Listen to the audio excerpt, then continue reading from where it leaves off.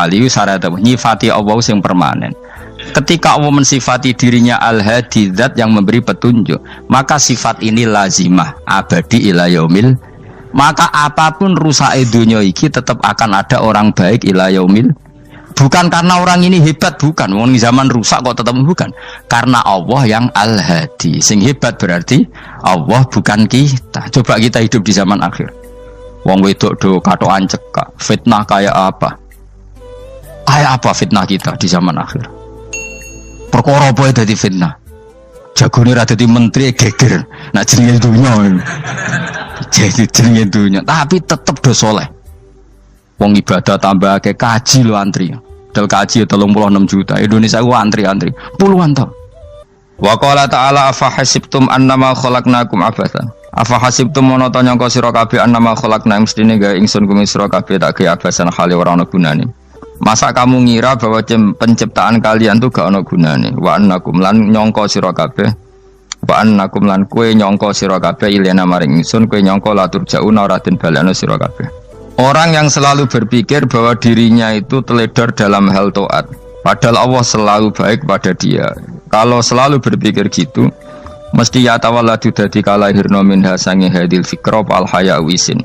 Wa hadza tafakkuru tailah mikir yazidu nambe apa tafakkur fi khaufika indal mudisira wedi minallahi sange Allah taala. Orang yang berpikir demikian terus isin terus dadekno wedi pangeran. Wa yahmiluka lan dorong apa iki hadza ka ing sira alalau min nafsika ing atase modo awak sira mengkritik diri kamu sendiri wa taubihiha lan melehno nafsika wa mujama nabati taksiri lan ngeduwi pepeko wa mulazamati tasmiri lan mulazamah no netepi cangcut. Tasmir mana cangcut nopo serius nih, tasmir bahasa Indonesia ini serius. Kalau orang tahu dirinya gegabah pepeko dalam ibadah, kemudian tahu itu disalahkan Allah, pasti dia akan menjauhi taksir itu, sembrono itu, dan selalu nopo serius melakukan nopo ibadah. Mun kula terangno nggih masalah mulai fikrotun fi wa'dillahi ta'ala. Terus kita tahu di Quran, di hadis itu ada janji Allah, kemudian ada nopo ancaman Allah. Terus yang dijanjikan tentu para wali. Wali wong apik kowe wali, sanggepe wali. Wali amatir wali, pokoke wali. Terus perilaku sing ora disenengi Allah. Kalau beri contoh nggih sing aman, maksudnya aman itu ada di beberapa kitab. Misalnya Fathul Mu'in. Fathul Mu'in itu kitab yang dipakai semua pesantren, kitab fikih. Itu kalau ngeritik, kamu kalau mau sholat, iku kudu ana melayune. Mane kula nu sering gawe syariat teng santri kula, pokoke nek jamaah mbok pira kadare iku ana melayune. Guling-gilingan nak kowe iku serius. Kan yo ora lucu misalnya dipanggil kiaimu terus mlaku sewantai kan koyo ngono kan koyo wong ora peduli napa. Nah, dawe Mu'in itu sederhana oleh gawe contoh. Karena Allah itu mengkritik orang munafik yang kalau berangkat ke sholat itu malas-malesan. Artinya fal kasal iku min sifatil munafikin. Malas-malesan adalah sifatnya orang munafik. Jadi kena ape sholat terus sampai angop terus rokoknya tindakno sik sewantes. Nah iku rondok. Rondok PKI rondok munafik kenapa? Wae rondok. Mergo sifat itu sifatnya tiang napa? Munafik. Wa idza qamu ila sholati qamu salah. Kalau mereka berangkat ke sholat itu secara malas-malesan. Nah kebalikannya orang baik itu wasari'u ila maghfirati mirabbikum. Kalau ada sesuatu yang potensi menjadikan maghfirahnya Allah itu kesusu cepet-cepetan. Ngan rata-rata kiai nak melaku itu banter, guling-gilingan nak menuju barang apik itu ketok serius. Nah kiai kok melakukan lon-lon kemungkinan nak radi duit ya ketuan. Ora pati iso ngaji, jare sing anteng-anteng kuwi ana makonane, paham no? Sekali-kali nek ngaji pas marung ana tat ngaji mlayu nganti nabrak-nabrak wong. Iku insyaallah luwih keren apa? Tapi yo ngawur nganti nabrak-nabrak. Kalau cerita, dadi mulane kadang wong khusuk ora wali, Mas. Kowe ngono angel dadi wali. Mergo nek ape ngaji ku angop niku ora wali-wali. Mulane iki mareni terakhir iki mareni ya. Jadi tumaknina itu ada batasnya, enggak boleh tumaknina fil khairi. Kalau kebaikan kudu wasa riwono kesusun. Sebagian ayat kebaikan diredaksen Allah fafirru ila wa firru iku melayu. Jadi kan apa ngaji kok lon-lon pejamaah itu gak seru, kudu napa? Melayu. Ono melayune, ono unsur cepet-cepet. Lan kadang wong anteng ra dadi wali-wali mereka kenemenen. Paham ya? Ini peringatan ke wong Solo mbek Jogja nih. Nah bab iki ape wong Madura. Tapi nak hadis la takhdhab ape wong Solo mbek Jogja. Dadi kok plus minus apa? Madura soleh lah kandhani la takhdhab paling abot. Aja gampang muring-muring. Paling abot. Lan kula di santri Madura kathah. Tak kandhani pantangane hadisnya Madura la takhdhab. Mergo Madura paling susah nak disuruh menahan muring-muring. Nah wong Solo Jogja nak kon kesusu ra gelem. Ngalon-alon waton kelakon Muhammadan. Saiki jog ngaji dirubah no. Sing wong Jogja koyo Ruhin barang Melayu. Sing wong Madura. Ora napa? Ora emosi. Jadi ya enggak apa-apa, memang kita tidak pernah sempurna. Aku wong Pantura, radi seneng misok wong Pantura niku. Mergo belah no. Tapi ini penting kula aturno. Makanya ndak ada ibadah yang Nabi itu tidak kesusu. Bahkan saking kesusunya Nabi itu pernah ada kejadian dan ini nggak bisa ditiru secara fikih. Saya ulang lagi ini nggak bisa ditiru secara fikih. Ada air itu kira-kira ya hanya sekitar 100 meter. Tapi saya ulang lagi ini nggak bisa ditiru secara fikih. Nabi itu tidak wudu, tapi tayamum yang dekat sama debu di dekat kamarnya Nabi. Itu riwayat yang memang nggak bisa ditiru tapi harus dibenarkan. Ketika Nabi ditanya, kenapa engkau tidak menuju air itu? Jadi, saya tidak yakin sampai air itu. Padahal saya kesusu nang suci. Jadi saking ininya Nabi nang apa? Nang suci itu sudah yang dekat tayamum saya tayamum. Tapi saya ulang lagi ini nggak bisa ditiru secara fikih. Karena kamu tidak akan hadir kayak Nabi. Makanya ini tak peringatkan kamu kan tidak akan hadir. Meniru aku kira iso, meniru Nabi itu baru iso. Iso Gus nak nyuruh jajal maca kitab koyo aku nak melengkar kabeh. Jadi Nabi pernah ngalamin itu ya. Jadi itu enggak sampai 100 meter ada air. Mungkin enggak sampai 50 meter bahkan. Tapi Nabi itu pas panik. Mungkin saking hadirnya pada Allah ingin posisi suci. Itu apa itu? Tayamum. Ketika ditanya al-amru asra'u min dzalik. Urusan bisa lebih cepat timbang itu. Saya pernah ngalami seperti itu tapi tidak se ekstrim tayamum. Wudu pakai aqua, pakai. Jadi saya pernah di mobil, kemudian saya pas usul, mobil tak suruh berhenti terus saya wudu pakai air aqua. Padahal ya dekat masjid ya dekat. Karena kadang tadi kepanikannya orang-orang dekat Allah itu beda. Itu pokoknya butuh asro, butuh melakukan apa sesuatu yang cepat. Ada contoh lagi yang lebih ekstrim. Ada ulama punya baju dua. Karena orang Arab kalau pakai pakaian kan celana terus sarung baru apa? Jubah. Makanya orang Arab itu biasa pakai lafaif apa berlapis-lapis apa pakaiannya. Ya pastinya pas kondisi ideal itu biasa lafaif. Ya kayak saya misalnya kan nggak pakai kaos karena orang priayi kan mesti pakai kaos baju. Cuma saya nggak pernah pakai jas dianggap nganten malah repot. Kalau disungkan, kalau di jas kuat kan. Gara-gara dianggap kiai roto-roto nak ngaji kan aku jas. Karena jaluk kan nggung nyai. Wah bingung, bos ngekek iku niat sakake, Gus Baik ora jas ora kelar tuku tapi ya ora ro. Niate mbok elek bape ya ora ro. Kemungkinane iku nganggep aku ora kelar tuku terus ngekeki. Itu berarti suudzon yang terlembagakan. Kemungkinane ya saking takdime wae kepengin kiai ini duwe jas. Utawa kemungkinane nih Gus Baik lho mau ben dikekno wong ra jelas-jelas ya. Enggak ngerti dan enggak perlu dikonfirmasi ben supaya ngamal. Lah kiai ini lagi wudu, wong Arab lagi adus ning hammam. Hammam itu pokoke dhisik kan ana pemandian umum sekarang sama lah di. Pas di pemandian umum itu beliau ditunggoni santri nih, mulai dulu ya memang ada adat ya kalau kadang dia tindak itu tidak ada santri nih. Aku ora gem derek Mustofa, lah mlakune gede malah lara kabeh. Jak ning bandara iku sing roh terminal A1 ya aku, ndekne tiket ya aku lek derekno malah aku sing derekno akhirnya. Sembrono. Seloro kabeh diten. Opo ora ro. Swarga ya ora ro, dene sampeyan nak tuntun ya ora ro. Singkat cerita, si kiai tadi dengar fulan saya minta baju karena yang miskin ini di dalam kamar mandi itu mestinya ya udah. Kiai sudah di kamar mandi, itu bilang ke santrinya, "Cung, baju itu kasihkan satu sama yang minta tadi." Terus kata santrinya, "Ya Syekh, Halla badaan ghusal tambok kamu jangan ke susu. Kamu mandi dulu, engkau mandi dulu baru ngasih. Terus kata beliau, hati saya pas itu ingin ngasih. Setelah mandi saya selesai, mungkin hati saya sudah rubah, tidak ingin apa? Ngasih. Jadi cepat itu imma takut mati sehingga kamu tidak sempat melakukan kebaikan, wa imma takut rubah. Apa? Takut rubah. Kan iso wae pas adus karena mungkin lagi seneng-senenge kena banyu, lumo. Barang 200 medit. Kan yo ora roh. Wah anak pas lomo lakoni wae engko kan iso medit. Atau pas sampai lomo wis mati. Potensi jadi kita ini mengejar waktu mati dan mengejar berubahnya pikiran apa? Berubahnya apa? Pikiran. Pokoknya walhasil dalam semua kebaikan teksnya Quran itu fafirru ilallah, lari. Firor itu maknanya apa? Lari. Itu yang saya minta lah. Jadi apa tradisi tertentu. Tapi memang tradisi tumak nina itu bagus. Saya hormat sama orang Jogja, Solo, Magelang itu hormat. Tradisi tumak nina itu bagus. Tapi kadang kenemen.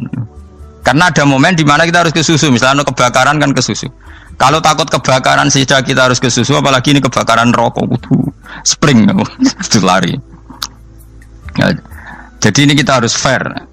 Makanya guling-gilingan. Saya tuh kalau manggil santri kok kurang lari itu tak marahin. Bukan karena saya ingin bikin syariat. Kalau mau jamaah gitu, sa'i samu kudu mlakune iku beda. Makanya sa'i itu kan maknanya melaku kecil. Itu hebatnya Islam. Tawaf itu kan yang 3 kali pertama itu disuruh romal itu lari-lari apa? Kecil. Sa'i juga sama. Itu guling-gilingan kita ndak boleh sowan pangeran dingin-dingin saja. Emang kalau loh. Cara pangeran terus ana wong tawaf mlaku mbek angop terus santai. Iku bangune apa ibadah? Kangen aku ta ora kok saenake dhewe. Nek melayu kan seru. Apa? Senajan wis ketemu pangeran Gusti paringi sugih wis ngono lah pokoke. Ya rada kurang ajar melayu ke susu jebule njaluk apa? Sugih. Ya eling-eling ya. Jadi ini kula suwun lah. Tapi ora 100 gebut mlaku 120 iku ngawur nek iku. Pokoknya ana kesusune lah. Entah berapa kadarnya itu ana. Mergo istilah pangeran apa wasari'u bergegas lah. Ya napa? Makanya Nabi dulu pinternya gitu. Ada Bani Sulaim, Bani Ghifar itu punya adat tumak nina. Itu sama Nabi dipuji. Adat kamu bagus tumak nina, tapi dikurangi tumak ninahnya kalau dalam kebaikan harus ke susu. Ada daerah yang temperamental. Dikandani Nabi la taghdab. Ya sama seperti di kita kan. Orang Madura di bab musyawarah ahlal khairat mungkin bagus, tapi di la taghdab kurang. Orang Solo, Jogja di tumak ninah bagus, tapi di musyawarah kurang. Jadi makanya ini barokahnya ngaji ya dirubah sidik-sidik. Maksudnya yang plus minusnya itu dirubah. Karena saya belum pernah menemukan tag orang baik itu diredaksikan tenang, tapi semuanya redaksinya apa? Wasari'u itu apa? Bergegaslah, fafirru, larilah. Jadi fafirru ilallah, maka larilah. Firu itu lari apa berjalan? Lari. Supaya maksudnya lari itu tidak harus lari kayak pembalap itu enggak. Pokoknya ada unsur kesusune gitu. Ada unsur bergegas. Dan karena ada etis memang, misalnya saya sebagai anak dikasih tahu babak atau kangkang Gus ibu sedang gerah serono sewantai itu kan kayak gak ngergani wong tua. Kudu ono melayu nih. Nah di sini ini maka diredaksikan di semua riwayat Nabi itu kalau jalan wa idza masa, Nabi kalau jalan itu fakaan namayan hattu min sobabinir takoh. Semua dibak menerangkan apa Nabi kalau jalan itu seakan-akan turun dari tangga. Maknanya cepet. Fakaan naman hatto min sobabinir takoh. Jadi Nabi kalau jalan itu cepet. Ya dong ini ya. Paham ya? Ngiling-ngilingan. Nah, ciri utama berpikir secara Qur'ani adalah apa? Kamu mencari sifat-sifat wali Allah. Dan ternyata sifat wali-wali Allah itu musyaroah ilal khairat, kalau melakukan kebaikan ke susu. Dan sifat orang munafik itu kalau melakukan kebaikan bermalas-malasan. Wa idza qamu ila sholati qamu kusala. Sehingga kata Fathul Mu'in, kalau kamu sholat kudu ono kesusune, ono nasate, guling-gilingan kamu biar tidak berkategori munafik. Karena orang munafik kalau wa idza qamu ila sholati qamu kusala, kalau sedang mau sholat malas-malasan. Nah intinya gitu, cara jadi mufassir, cara jadi pemikir Quran yang baik apa? Sifatnya orang baik dikumpulkan, kemudian kamu ingin diri itu. Sifatnya orang buruk kamu kumpulkan, kemudian kamu menghindari sifat itu. Misalnya Allah cerita Fir'aun itu penyakitnya apa? Istagna, merasa kumoluhur, merasa tercukupi semua. Itu sifatnya apa? Fir'aun. Tapi sifatnya orang baik itu ya Yuhannasu antumul fuqara'u ilallah. Sifat orang baik adalah merasa fakir, merasa enggak siapa-siapa di depan Allah Subhanahu wa taala. Sehingga keangkuhan itu sifat Fir'aun, merasa fakir, merasa enggak siapa-siapa adalah sifatnya orang baik. Makanya nadumanya Habib Abdul Haddad masyhur itu. Ana abdun soro fakhri dimna fakri, itu yang sering dinyanyikan, dilakukan para wali-wali itu apa? Ana abdun soro fakhri dimna fakri. Jadi ana uta ingsun abdun kawula. Soro ingkang dadi apa fakhri kebanggaan ingsun iku dimna fakri mergo fakir ingsun. Jadi saya ini hambamu ya Allah, yang sebagai kebanggaan saya adalah saya selalu butuh kepada Engkau. Karena ciri utama orang jelek adalah hidup seakan-akan nggak butuh sama campur tangannya Allah Subhanahu wa taala. Kalau saya punya uang pasti senang, punya jabatan pasti senang. Saya jadi menteri mesti beres semua, saya jadi gubernur beres semua. Merasa bisa semua itu min sifati Fir'aun, itu sifatnya Fir'aun. Tapi kalau kamu jadi menteri, jadi gubernur, saya tidak siapa-siapa tanpa pertolongan Allah. Saya kiai pun tidak bisa apa-apa tanpa pertolongan Allah. Saya orang baik pun tidak mesti dijamin baik terus tanpa pertolongan Allah, sehingga selalu la haula wala quwata illa billah. Saya bisa menghindari maksiat ya karena Allah, bisa melakukan taat juga karena Allah. Nah, orang yang seperti ini itu jenenge ana abdun soro fakhri dimna fakri. Saya ini adalah hamba yang menjadi kebanggaanku adalah karena saya selalu fakir, selalu butuh kepada Engkau. Ini penting kalau terangkan, jadi supaya orang terbiasa. Man kalau seneng ngaji ini paling seneng. Kenapa saya ngaji seneng? Karena tadi kebaikannya Allah, nikmatnya Allah saya omongkan, sehingga dengar orang banyak bahwa Allah itu baik, Allah itu zat yang kita tuju, Allahus Somad. Jadi kalau saya jadi wali karena di kamar 40 dino paling terkenal wali, terus wong salam template yo ndongakno, terus untung aku mau ora untung blas. Lan cara bapak wali be ulama iku mulya ulama, wali iku nak terkenal wali paling banter wong sowan nggo gula, sing untung ndekne.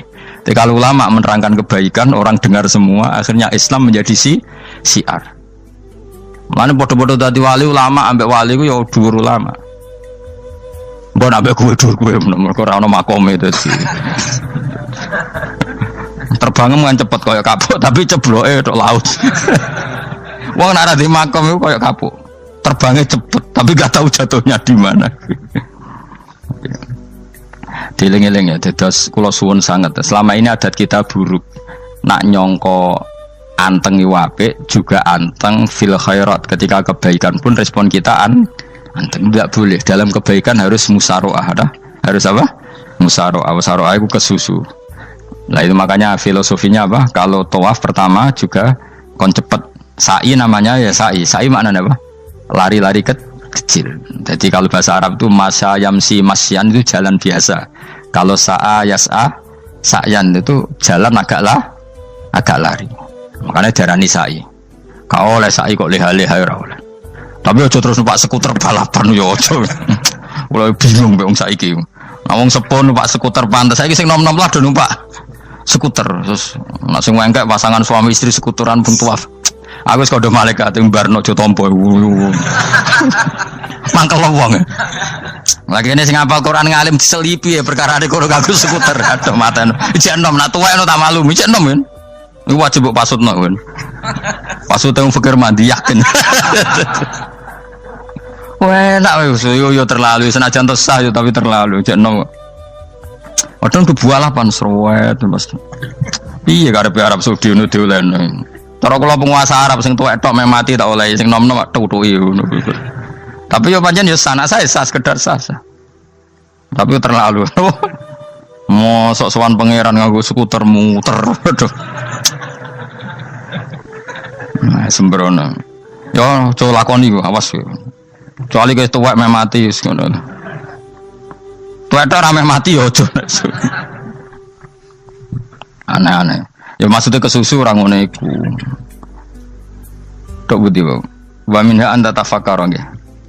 Eleng-eleng nggih, wae-wae nggih napa sifatnya orang baik yang di Quran itu kita pelajari, lalu kita tiru. Misalnya sifatnya orang baik termasuk apa itu? Ala inna auliya Allahi la khaufun alaihim wa lahum Tidak pernah punya rasa takut, rasa gelisah itu harus kita tiru.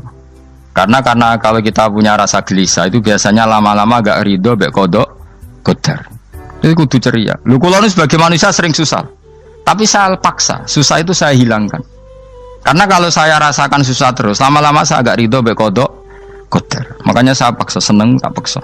Sesuai kulino. Nanti kalau saat ini kira iso susah. Di murid kira jelas sudah iso susah. Sangking apa?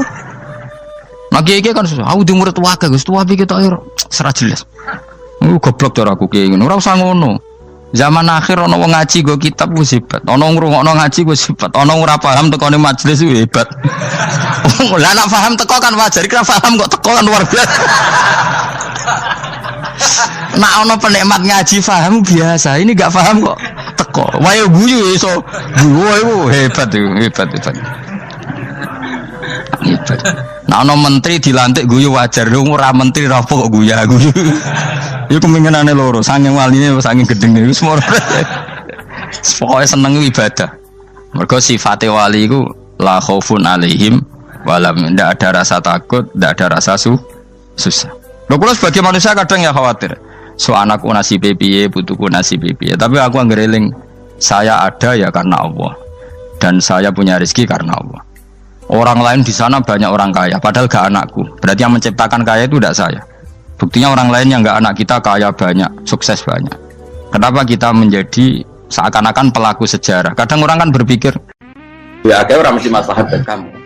Pas minta itu karena tomak kamu, hadun nafsi kamu, serakah kamu, tapi gak tahu diri, pantas taura dengan permintaan. Kalau gue misalnya Jungo dia jadi wali, iso Allah tersinggung, bocor atau tirakat atau jalur jadi wali.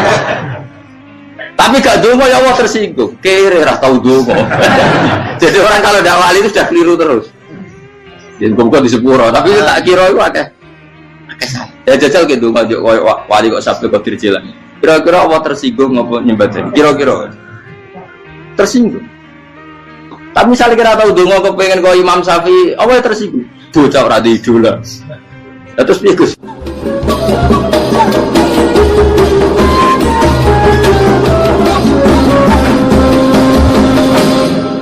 Artinya gini loh, ketika manusia mengatakan mampu, itu ada sekian hal yang manusia itu tidak ikut melakukannya, tidak ikut menciptakannya. Misalnya kue nyuber, supirana enak, punya pengalaman, tidak kecelakaan karena apa? Nyuber kue enak, mobilku normal, mobilmu normal lah, atau wabrak mobil yang mabuk, gak. Nah di sini ini manusia dituntut, diingatkan terus, kamu itu butuh Allah, rahmat Allah itu yang melindungi kamu, bukan keahlian kamu, bukan kecakapan, karena tanpa itu semua tidak bisa, semuanya Allah. Ya, tapi manusia tadi gara-gara misalnya tadi mobilnya normal, dia punya keahlian nyuper, terus mengklaim kalau keselamatan dia itu karena hati-hatinya dia, karena mobilnya normal. Padahal ada sekian catatan yang menjadikan dia selamat dan semuanya itu kudrahnya Allah Subhanahu wa Ta'ala. Misalnya gak ditabrak wong mabuk, gak ono gempa, gak ono bumi merekah. Misalnya kita pintar nyuper lah, terus bumi memang terus kita templung nggak apa-apa. Pokoknya daerah-daerah kayak ya rasa tak sebut nomor itu. Kira atau muka siapa ya, bener mari tak sebut nomor yang ngeri. Intinya Indonesia ora aman, tapi kita tenang aja satunya ora aman kabeh, ora sing aman. Ora usah kuwatir likuifaksi, ora usah kuwatir meteor jatuh, kabeh ya potensi napa? Potensi semua. Sehingga ini sedikit saya ijazahkan. Suatu saat kata Rasulullah, saya yang Mu'ad melihat kamu hanya sejengkal di depan para ulama ketika nanti di akhirat. Terus Mu'ad tanya, Rasulullah tanya, kenapa kamu hanya satu jengkal dengan derajatnya para ulama ketika sowan Allah? Terjawabnya Mu'ad, kamu punya amal apa? Terjawabnya Mu'ad, ya Rasulullah, saya tidak pernah melangkahkan satu kaki, kecuali saya tidak pernah yakin apa bisa melangkahkan kaki yang satunya. Dan saya tidak pernah mengunyah satu makanan, kecuali saya juga tidak pernah yakin apa bisa menelannya. Dan saya tidak pernah bernafas satu nafas, kecuali saya tidak yakin apa bisa nafas berikutnya. Saking dia tergantung ta'aluk semuanya sama kudrahnya Allah Subhanahu wa Ta'ala. Kalau kita ini kan sok, kalau makanan sudah di depannya kayak pasti bisa makan. Kalau dia sudah sehat, jalan seakan-akan pasti bisa meneruskan. Padahal 0, sekian detik gue melaku dihantam mobil ya selesai. Misalnya stroke ya selesai, tidak bisa jalan.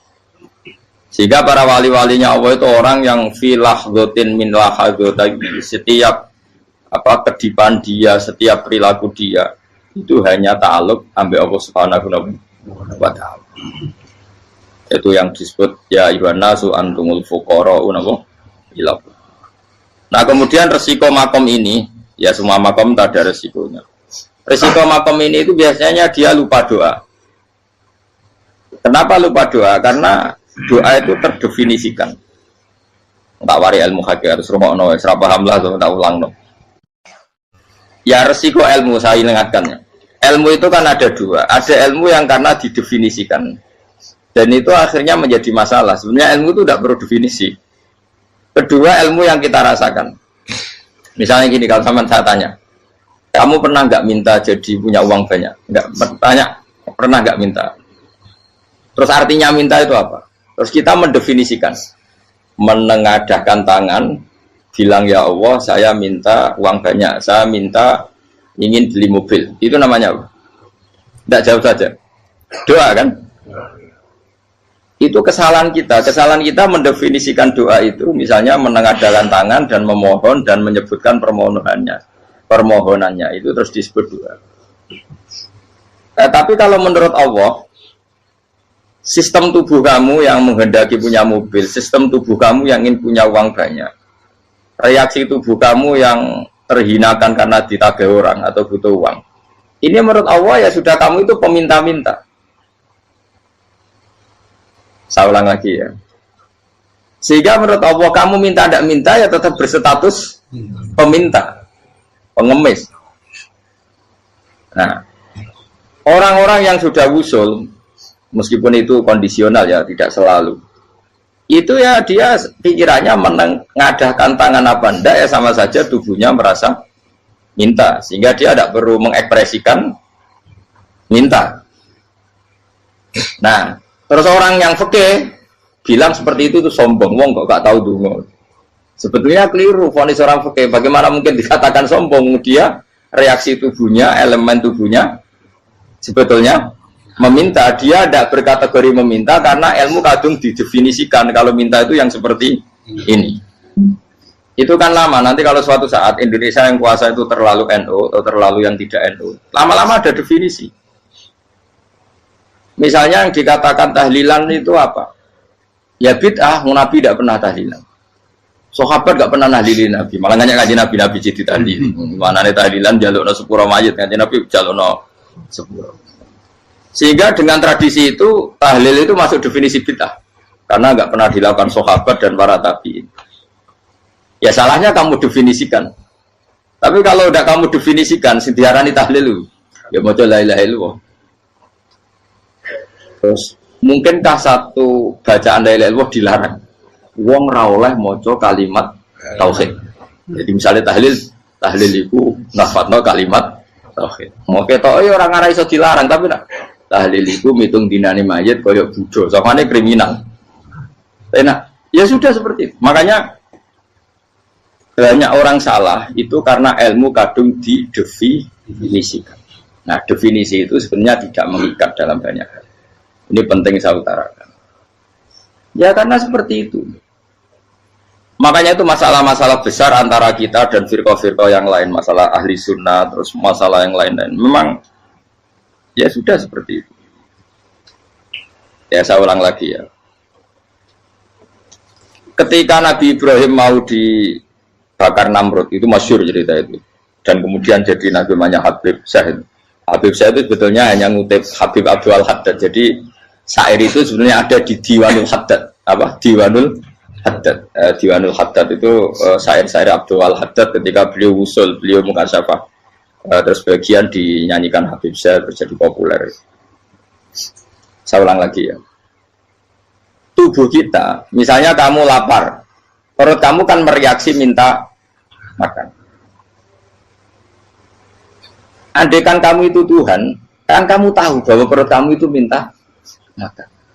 Tanpa kita bilang ya Allah saya minta makan, Allah tahu kalau reaksi tubuh kamu minta makan. Sehingga orang yang tidak minta pun asal makomnya makom yang ikror, mengakui kalau dia butuh, ya namanya sudah minta. Tapi fikih kadang mendefinisikan sing darane minta itu hanya madhep kiblat terus menengadakan tadi dan sebagainya. Ya sudah kita sebagai orang pengikut ya yang ikuti fikih, yang ikuti tasawuf sebetulnya itu definisi yang sepihak. Sehingga ketika Nabi Ibrahim mau dibakar Namrud, masyhur itu cerita itu. Beberapa hari mungkin bulan-bulan orang disuruh Namrud cari kayu sebanyak-banyaknya. Ketika kayu sudah terkumpul mungkin satu lapangan, Ibrahim mau dibakar. Pegawainya Namrud itu bingung caranya mencalok Ibrahim. Itu saking gedene napa? Api. Nak dicalok ado iku ratok tengah. Nak diparekno iku kepanasan. Masyhur. Terus setan zaman itu orang akeh jadi ya setan tenan. Saya kan duplikate sakeh jadi setan ra tau muncul. Wong duplikate wis napa? Akeh. Singkat cerita setan itu muncul pura-pura jadi manusia terus ditemukan manjane. Manjane kayak semacam ketepil besar yang jadi menane dari kiai-kiai ketepil haram mergo penemune setan. Cari ini tuh. Tapi nak manjanik penemuan setan itu betul walhasil terus dibikinkan satu manjanik semacam ketepil besar terus Ibrahim dilemparkan ke api lewat apa ketepil tadi idenya siapa setan. Nah ketika di tengah api itu unik, kata malaikat Jibril datang terus tanya sama Ibrahim, ya Ibrahim apa kamu butuh saya? Butuh alakah haja, apa kamu punya kebutuhan? Jawab Ibrahim lah, saya tidak punya kebutuhan. Amma ilaika fala, kalau ke kamu ndak, karena kamu makhluk, apapun keren kamu Jibril tetap kamu makhluk. Amma ilaika fala, ndak maksudnya butuh ke Allah nanti saya nyampaikan. Malah dinya Nabi Ibrahim, kalau Allah ndak usah kamu sampaikan ya sudah tahu. Gua be Jibril. Oh, anak gue ditekak kan? Ya saya ulang lagi, apa kamu punya kebutuhan? Alaka hajalah, amma ilaika fala, kalau ke kamu ndak. Tidak, maksudnya butuh ke Allah, nanti saya sampaikan. Karena Jibril yang mentang-mentang dekat sama Allah dan tukang memberi informasi. Saya kata Ibrahim, kalau ke Allah sih tidak perlu kamu, dia sudah tahu. Nah itu terjadi namanya Habib Abdul Haddad masyhur itu apa? Hasbi min su'ali ilmuhu bihali. Jadi cukup ilmunya Allah itu menjadikan saya tidak perlu minta. Hasbi min su'ali ilmuhu bihali. Jadi ada kondisi tertentu yang para wali itu, saya ulang lagi, kondisi tertentu yang para wali itu ya tidak minta. Tapi kalau itu ditiru jenengan semua ini jadi keangkuhan. Kenapa? Wes ora ndonga tangane ditenangno, atine ora eling pangeran, kan akhirnya ra njaluk tenan. Itu aja niru wali-wali. Nah, wali-wali itu kan misalnya tangannya tidak menengadah tapi semua sistem tubuhnya merasa butuh sama Allah. Saya itu pernah ya, tapi itu kondisional dan saya juga ngulang tidak mesti bisa. Ketika saya umroh itu pernah saya ada satu kondisi itu doa ya di putaran pertama terus. Di putaran pertama saya berdoa ya agak banyak di multazam. Putaran kedua mau berdoa sudah tidak berani lagi. Sampai ke-7. Hari kedua ya tidak berani, hari ketiga tidak berani. Nah seperti itu tidak bisa dibuat-buat meskipun saya juga agak ingin. Tapi ya pas itu ya nggak bisa. Gara-gara itu korban kitab hikam, ya kitab hikam yang terkenal. Kitab hikam itu pernah cerita gini. Rubbama dallahum al-adab ala tarkit tolak. Terus di antara makalahnya itu wa inna ma yunabbahu man yajuzu alaihil ikhfal. Tapi kamu jangan niru dosa kan. Tapi jangan ingkar ilmu ini tambah dosa oke. Jadi niru ya dosa, ingkar ya dosa. Jadi ada seorang wali kata hikam. Kadang-kadang seorang wali itu mau doa diulang itu sungkan. Kenapa? Yang perlu diingatkan itu yang potensi lupa. Allah kan masih ingat doa kemarin. Lalu gara-gara saya sebelum umroh itu mensinau kitab hikam itu agar itu ya Allah. Sing tak dungani wingi ejek eling kok tak eling nomen ae. Dadi wa inna ma yunabbahu man yajuzu alaihi yang bisa diingatkan hanya orang yang potensi lupa. Sementara Allah tidak akan. Tapi kan akhirnya doanya elik. Ya Allah kayak kemarin. Hari ketiga ya Allah kayak. Makanya menurut saya ilmunya orang hakikat itu juga ada sisi kriminalnya karena ya tadi. Tapi kamu ingkar ya keliru. Memang Allah gak mungkin lupa, ngapain kamu ingatkan. Makanya menurut saya Allah itu mangga terbaik, benar-benar Rahman Rahim. Mestinya nak Allah terbaik, itu mau bedino malah ngamuk. Lah aku lali tapi mbok eling dong. Tapi Allah itu ya maklumi ya, dengan kekeliruan. Kita ini kan selalu keliru, donga terus ya keliru sebetulnya. Karena seakan-akan kan mengingatkan seseorang yang mungkin lupa. Wong Allah tidak pernah lupa kok, kamu ingetin terus. Atau kamu menggurui Allah, yaitu ya Allah nang sebadani kalau di diake, padahal nggak mesti maslahat bagi kamu. Diake orang mesti maslahat bagi kamu. Maka ada sekian contoh yang wali itu dibully pangeran. Saya sering cerita, banyak cerita wali itu dibully pangeran. Digarap ya pangeran. Ini gara-gara salah itu. Saya pernah cerita dan itu ada di hikam di kitab itu. Itu ada. Ada wali itu tukang hamal. Hamal itu manol di pasar, itu tukang angkut. Jadi kalau ada orang bawa barang berat diangkut dia, terus misalnya kalau dulu mungkin ya ke kereta atau ke singkat cerita terus diupai. Saat dapat apa dia pasti pulang karena dia hanya butuh makan satu piring, karena dia tirakat makan satu piring untuk ibadah 24 jam. Singkat cerita dia ngeluh, ya Allah, kamu tahu, engkau tahu saya ini pecinta engkau, saya ini hanya butuh makan satu piring untuk kuat sholat, tapi kenapa harus jadi juru manol? Berilah saya rezeki yang tanpa kerja. Selang sekian hari dia dituduh maling, terus di penjara, terus dapat rezeki tanpa kerja. Dia terjawab kenapa jadinya gini, kan kamu minta rezeki tanpa kerja. Ya itu penjara itu rezeki tanpa kerja kan. Jadi Allah memperlakukan para walinya itu memang unik. Ya kadang dibully. Sehingga dalam cerita-cerita kenabian tata qadiyat itu nggak ada orang yang sering dibully Allah kayak nabinya. Karena nabi itu orang yang dicintai Allah. Jika salah sedikit saja itu toro pangeran, toro kampus itu digarap, diploncor, salah sedikit. Misalnya begini, Nabi Yakub itu kan nabi.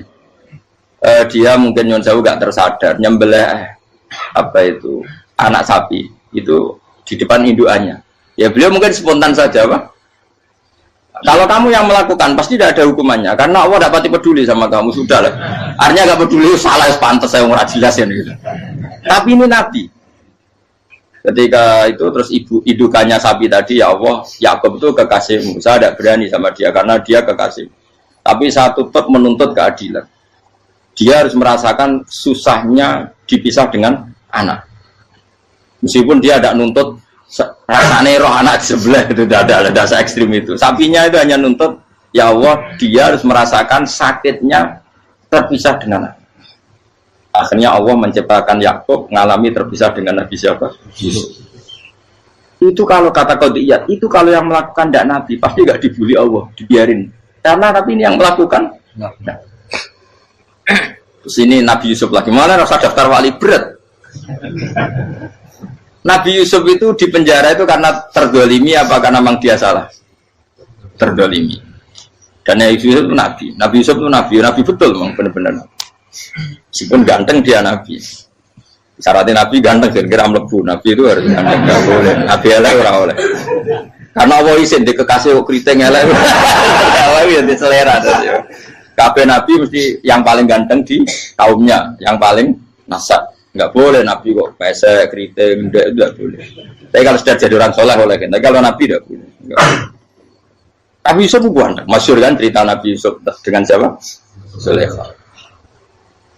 Dan belum ada orang dalam keadaan darurat masih cerdas kayak perempuan. Jadi singkat cerita, ketika Yusuf diajak Zulaikha selingkuh gak mau kan keluar dari kamar. Dalalah kebetulan wa alfaya sayyidah Rajal. Itu si Zulaikha tadi spontan langsung bilang, wahai suamiku, apa hukuman orang yang ingin menodai keluargamu? Itu wong wedok. Padahal dia agak terencana, dia pun nggak bayangkan kepergok suaminya. Itu dalam keadaan kepergok itu masih cerdas. Suamiku, apa hukuman orang yang mau menyelingkuhi keluarga Anda? Singkat cerita suaminya murka, terus Yusuf di penjara, terdolimi. Ketika di penjara, kemudian Yusuf punya keahlian mentakwil apa? Mimpi. Kan tadi suaminya Zulaikha itu tidak sampai raja ya, kira-kira PM atau menteri. Raja itu punya mimpi yang bisa nakwil itu hanya Yusuf. Singkat cerita terus utusan raja datang ke Yusuf dan takwilan Yusuf terbukti benar. Tapi Yusuf ini seorang nabi, saya ulang lagi, Yusuf seorang nabi, dia tapi ya manusia. Bilang gini ke utusannya, coba bilangkan ke raja kamu, di penjara ini ada orang yang di penjara secara terzalimi, yaitu saya. Tolong laporkan ke majikan. Itu Allah tersinggungnya itu bukan main. Nabi kok lapor makhluk. Itu tersinggung. Nah, kowe kan gak piye. Kowe ngajono proposal ya ora piye-piye. Wis pokoke Allah kowe wis ra piye-piye wis. Wong sampean swargane ya ora langsung wae ngono pokoke kira-kira kan sudah enggak perlu ditegur. Makanya fa'an sahu syaitanu dzikra rabbi fala bitha fi sijni bid'asin. Maka Allah mentakdirkan utusan raja tadi itu lupa melaporkan peristiwa Yusuf ke raja tadi, sehingga raja nggak pernah dengar kalau ada orang di penjara karena karena Allah tersinggung. Wong kowe ku nabi kok lapore ambek penguasa. Ngono tok iku wis Allah tersinggung. Karena dia nabi, nggak boleh nabi lapor makhluk. Jadi Allah itu dengan nabi itu sangat-sangat sensitif. Sangat-sangat sensitif. Ya begitu. Terus kita yang terkenal, meskipun ini nggak ada di Quran, Nabi Musa. Nabi Musa itu pernah sakit gigi karena dia mentang-mentang kalimullah, orang yang sering komunikasi dengan Allah, minta ya Allah, tolong tunjukkan obat gigi saya itu apa. Singkat ini sama Allah dikasih tahu, kamu ngunyah suket ini, gitu. rumput ini kamu kunyah nanti pasti sembuh. Karena resepnya dari Allah ya pasti mujarab, kan nggak kok dokter. Singkat tidak dikunyah terus sembuh. Suatu saat dia sakit gigi lagi, nggak konsultasi lagi karena masih punya resep tadi kopian apa resep. Dia datang nyari suket yang sama dikunyah tambah sakit. Tanya sama Allah, ya Allah ini kan resepnya yang sama, kenapa tambah sakit? Kata Allah, kamu itu kekasihku. Orang nak sing ngobati ku aku ra suket sembrono. Semenjak itu Nabi Musa tidak pernah resep lagi sudah. Andaikan tuh kamu, pasti Allah juga nggak tersinggung. Makanya kata Qadiyat, kenapa para nabi sering ditegur itu bukan karena Allah murka. Nabi itu beda. Jadi kesalahan kecil atau apa-apa yang menurut kita ada salah itu untuk nabi salah. Makanya di ahli sunnah ada kaidah apa? Mimba bi hasanatil abror sayyi'atul muqarrabin. Pernah dengar kaidah apa? Mimba bi hasanatil abror sayyi'atul muqarrabin. Sesuatu kalau dilakukan umumnya orang itu hasanah atau kebaikan, tapi kalau dilakukan para nabi itu salah. Karena apa ya? Saking dekatnya dengan Allah. Saya ulang lagi apa? Mimba bi hasanatil abror sayyi'atul muqarrabin. Jadi nabi itu beda.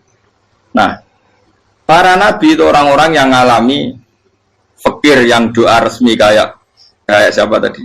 Definisi fikir ya sering. Kayak definisi orang tasawuf yang sering. Sehingga ketika Nabi berdoa, ya memang secara disiplin ilmu yang namanya berdoa ya minta Allah dengan mengadakan tangan. Ketika enggak berdoa, karena Nabi sadar Allah tidak perlu diingatkan lagi, pasti masih ingat. Jadi dua-duanya benar terus. Makanya Nabi itu lam yazal fitaroki, Nabi itu selalu naik derajatnya. Karena pas minta ya benar, pas tidak minta ya. Tapi kamu jangan niru, dosa kan. Tapi jangan ingkar ilmu ini, tambah dosa.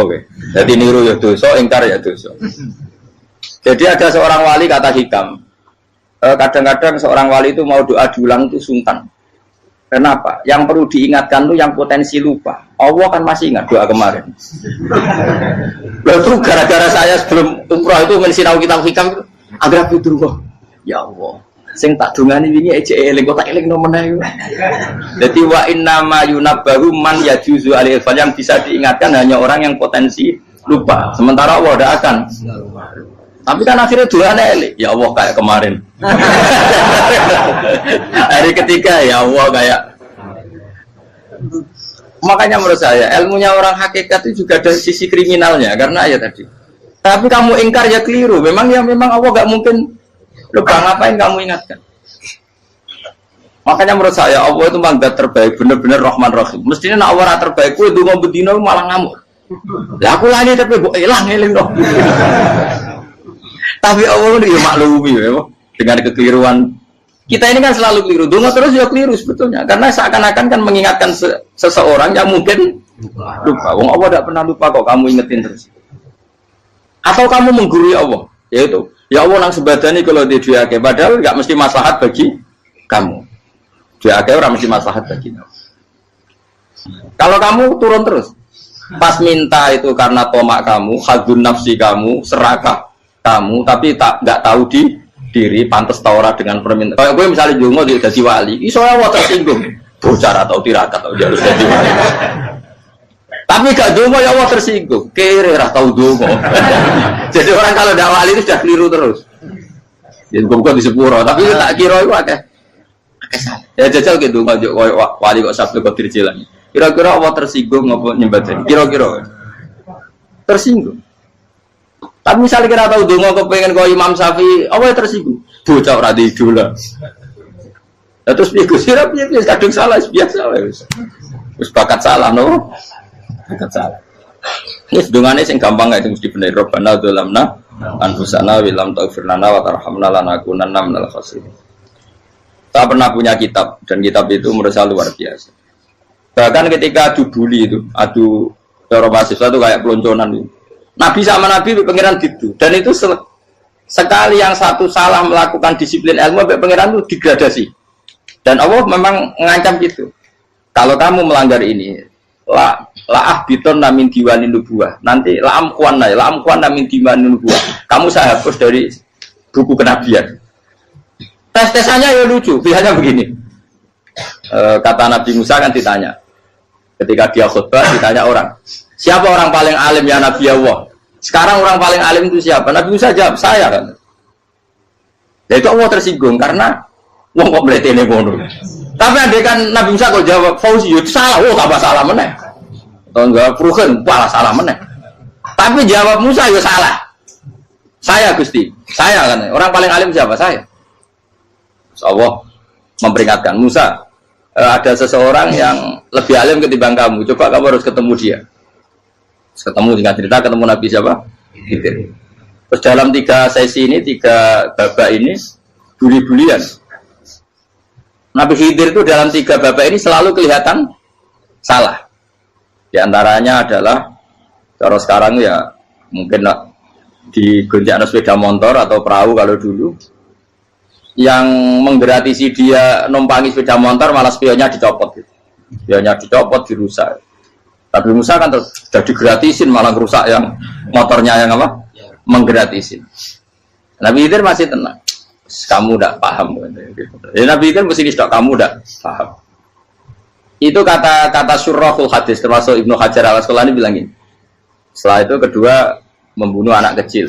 Musa tambah marah. Anak yang belum punya dosa kok kamu sampai 3 kali ada 3 peristiwa. Itu kata Surahul Hadis. Andai kan Musa kok diam tidak protes, maka dia akan disalahkan Allah. Karena dia berarti membiarkan kemungkaran di depan matanya tanpa reaksi. Jadi sebetulnya ketika Musa berontak itu Nabi Khidir, Nabi tenan gitu.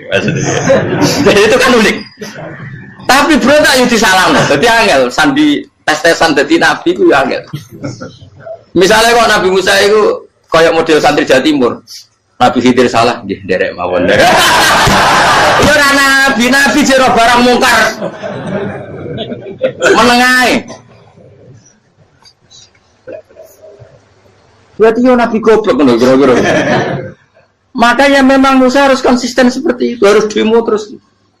Kayak saya misalnya sebagai kiai fikih, kiai ya harus seperti ini cara mulang saya. Enggak boleh saya misalnya terus anut mulang terus tawadhu semeneng terus ora karu-karuan. Jadi andai kan Musa kok tidak protes itu malah salah. Ya memang harus. Dan itu Nabi Khidir Nabi tenang. Makanya Nabi Khidir akhirnya respect. Tidak ada hati sebaik kamu Musa. Risi itu gak nyaman ketika melihat kamu. Jadi itu punya poin. Tapi lucunya Nabi Khidir yang nyalan. Takkan dari rasa kok komen tak kok. Tapi harus disalah no. Ya aku dari Nabi Musa. Ya jajal, gawe peristiwa meneh aku tak sabar rata kok. Bareng. Kok jajal neh. Bareng dijajal ya protes meneh. Bareng protes meneh, tinggal 1 kali kesempatan. Kowe takok meneh wis ora dadi muridku. Dikasih kesempatan lagi ya protes meneh dek nomor. Tapi itu justru itu menjadi kelebihannya Nabi Musa karena syarat seorang nabi adalah al-musara'ah ila inkaril munkar kata Ibnu Hajar Al-Asqalani. Syarat seorang nabi adalah secepat mengingkari sesuatu yang mungkar. Enggak boleh. Ya toh kan misalnya kita jadi murid terus gurumu itu gandeng artis atau gandeng penyanyi dangdut. Nggih derek mawon. Jadi guru murid dia blok. Tapi kowe loroi guru tersinggung. Ora hikmah iku. Kan bingung no. Di guru ini kok bingung no. Kali ke di guru jadab dorong jadi muro mo. Gurumu gandeng penyanyi dangdut. Reaksimu piye? Jek tak. Ayo loh, nak elek kan gak iri. Biasanya nak elek itu nak iri. Sekarang Pak. Sing ayu, sing potensi iri. Kira-kira reaksi kamu itu milih derek mawon apa berontak? Gue nak gurumu wong alim mesti nak pasti meneng. Muridku giyo tidak sensitif. Roh barang mungkar dilakukan di depannya kok tidak reaksi, tidak protes, tidak gebet tenang. Tapi lucunya guru mau nak protes ya, gak ada akhlak. Guru lagi senengnya kok rawat. Nah Nabi itu kan bully-bulian. Jadi Nabi Khidir dengan Nabi Musa itu tepat-tepat. Karena dua orang ini sama-sama kekasih Allah. Itu Nabi Musa justru barokahnya itu dia tidak pernah kelasmennya di bawah Nabi Khidir. Semua ulama sepakat kelasmennya Musa tetap di atas Nabi Khidir. Sehingga yang berlaku ya tetap ilmunya Nabi Musa bahwa membunuh anak kecil tidak boleh, merusak perahu milik orang lain tidak boleh. Karena Allah tetap lebih respect dengan ilmunya Nabi Musa. Nabi Khidir tetap ilmunya nggak dipakai meskipun dia disebut hakikat. Karena ilmunya Nabi Khidir ngani ngoyo. Ngani ngoyo wong ape mutusno ngenteni nginceng Loh Mahfud. Lah sing iso iku sapa? Barang ra mungkin kok. Makanya Nabi Khidir terakhir menutup kalimatnya wa ma fa'altuhu an amri. Dzalika ta'wilu ma lam tasdi alaihi sob. Aku dhewe nglakoni ini ya ora roh, wis ditakdir nglakoni ngene. Dadi Nabi Khidir ya ora paham. Jadi wa ma fa'altu an amri itu akhir kira-kira artinya saya sendiri tidak melakukan ini karena inspirasi saya sendiri atau keputusan saya sendiri. Tahu-tahu saya ditakdir melakukan. Karena pas itu Nabi Khidir disetting semuanya dengan ilmu hakikat, yaitu bayi tadi memang kutiba kafiron. Kutiba kenapa?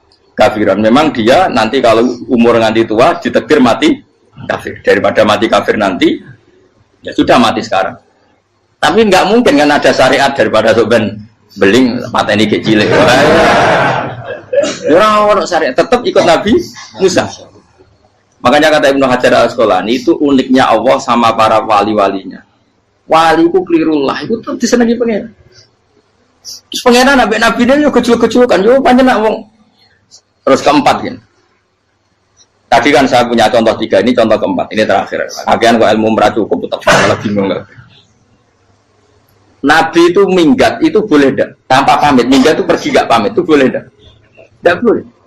Rasulullah meskipun kayak apa disakiti di Mekah itu enggak pernah minggat, enggak pernah hijrah. Saya ulang lagi, karena butuh izin. Tapi Allah pernah punya kekasih yaitu Nabi Yunus. Nabi siapa? Yunus. Itu Quran meredaksikan ya abako. Abako itu terjemahnya apa? Minggat. Kalau pergi itu dahaba. Tapi ini Allah meredaksikan itu abako. Abako itu ya minggat. Nabi Yunus itu dakwah di daerah Nainua. Nainua itu ya Babylon sana. Kampungnya namanya Nainua. Ya daerah Babylon. Babylon itu kalau di geografis modern ikut Irak. Ikut mana? Irak. Jadi Kufa, Basra, Babylon. Terus siapa itu yang ngalahkan pasukan Yahudi dulu itu Buktanasor, Hebuket, Nazir itu ikut mana? Babylon, apa? Babylon. Bama unzila alal malaka ini di Babila Harutama. Makanya kalau ulama-ulama melihat Irak kacau sampai sekarang itu tidak kaget. Irak itu Ardun Mal'unah kalau di kitab-kitab. Bumi yang memang sudah terlaknati mulai dulu. Sehingga ketika ada kasus Saddam Hussein sekarang itu ulama tidak kaget. Zaman Rasulullah Sugeng itu Irak itu termasuk sudah bumi yang guna keazala, jadi di sana pasti banyak fitnah. Fitnah pertama yang dicatat sejarah adalah Mautul Husain, apa? Pak Budute Said siapa? Husain di Karbala. Era Imam Syafi'i adalah zaman mifnah, ulama dibantai karena dipaksa mengatakan Quran apa? Makhluk. Terus konflik-konflik sampai era Saddam Hussein terus era sekarang jadi. Lah kita ini ulama sebenarnya tahu tarikh itu. Tapi di era modern kan dianalisis karena campur tangan ini itu ya sudah lah. Saya bebo goblok pun aja daripada ngebantah-bantahan malah kamu. Bebo goblok, bebo pinter. Nah, sekarang kan analisisnya kan, wah ini ada campur tangan pihak ketiga diciptakan nih saunu ini. Ya kalau intelijen harus ngomong seperti itu. Kalau kita seperti ulama memang dari dulu dicap Nabi hunalika az-zalazil wal fitan. Saya teruskan. Nabi Yunus itu dakwai kaumnya itu lama sekali dan tidak iman. Nah semua nabi kalau kaumnya tidak iman itu diberi hak Allah ngancam akan adanya adab. Apa? Ngancam akan adanya adab. Nabi Yunus ngomong gitu terusin. nanti kalau kamu udah iman itu pasti kena azab. Anggap saja dia ngancam gitu sudah berbulan-bulan. Singkat cerita, azab baru tinggal 3 hari lagi. Ayo nang iman, tinggal 3 hari lagi. Ya kira-kira dia ngomong misalnya Ahad, tadi Ahad, Senin, Selasa, atau kamu milih Selasa ya Rabu, Kamis. Singkat cerita Ahad itu dia gak kuat. Wah, semane kurang 3 dino kaumku tetap ora iman. Mangkel asal, minggat deh. Minggat itu jadi mau minggat kan nggak punya tujuan, so asal pergi jauh saja. Ada perahu, sekenanya dia naik saja. Namanya minggat nih. Kalau bawa bekal terencana, bawa visa, paspor kan plesir namanya. Jadi minggat itu ya enggak, ya sekenanya nggak persiapan. Singkat cerita sampai ikut perahu nelayan tadi, terus zaman itu ya ada mitos kalau ada gelombang yang nggak wajar pasti ada orang minggat. Terus ditanya siapa yang minggat, Nabi Yunus kan orangnya jujur, saya katanya. Ya sudah, yang minggat harus dicemplung kau. Ya, terus ada yang agak baik, ya jangan gitulah. Ini kan kita semua butuh selamat, judi dulu. Terus judi satu lagi ketemu Yunus. Coba mungkin salah udahnya, judi lagi ketemu sampai 3 kali ketemu Yunus. Makanya fasahama fakana minal mudkhadis, diuji dia kalah kemudian tenggelam. Fal taqamahul khutu wa huwa mulim. Terus dia diuntal, ditelan oleh ikan nun. Di situ ikan nun digambarkan saking besarnya itu. Nah ini uniknya Allah sama kekasihnya. Sudah Allah menyalahkan tapi unik. Ikan ini kan itu sama Allah dikasih instruksi. Kamu nggak boleh makan dia. Dia kekasih saya. Terus ketika di tengah di perut apa? Ikan, dia kegelapan. Terus Nabi Yunus cita-citanya satu, ya Allah. Kalau saya sumpah ini saya tidak bisa baca tasbih. Karena sama Allah disulap perut ikan itu jadi masjid. Jadi dia di dalam perut ikannya santai saja tetap wiridan. Santai. Fana ada fi dzulumati alla ilaha illa anta subhanak inni kuntu minadz dzalimin. Ya dia santai aja wiridan karena perut ikan bagi dia adalah masjid. Ya dia disalahkan Allah karena abako tadi minggat hijrah tanpa pamit. Tapi juga dibela-belain Allah, ikan tadi tidak boleh nelan. Ini perlakuan Allah sama orang yang bikin.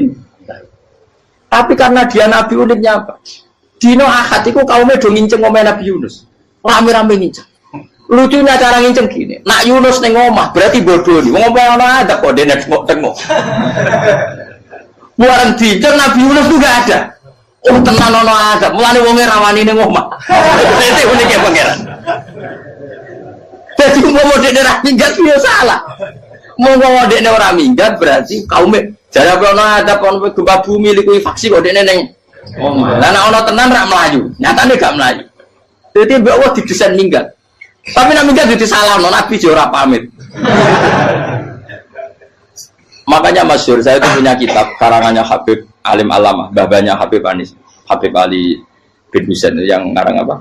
Ali bin Muhammad bin Husain karang yang disebut duror itu. Itu diantara doanya gini. Tapi jangan tiru loh, berawali bro. Aku rawan ini bro. Cuma saya hafal secara ilmu, tapi saya tidak berani.